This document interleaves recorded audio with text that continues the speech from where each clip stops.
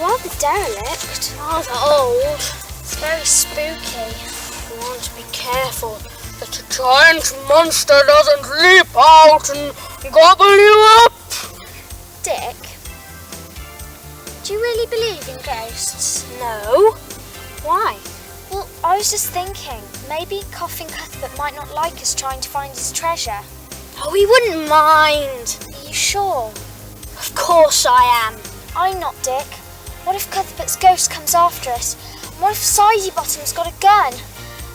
And we don't know if we'll be all right. Oh, and I wish Julian and Anne were here. We'll be all right.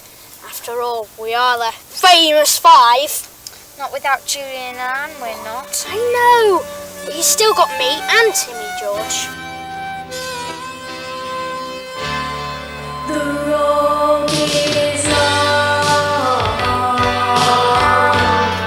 with many a winding turn that leads us to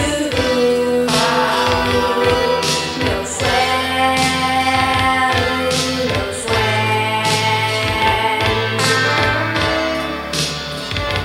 But I'm strong.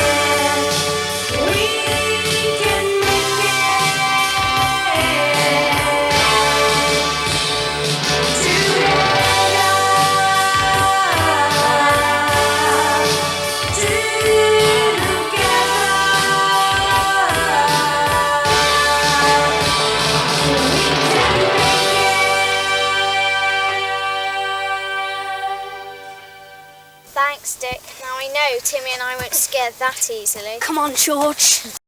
If you've enjoyed this spooky tale, please subscribe, like, and ring the bell for more.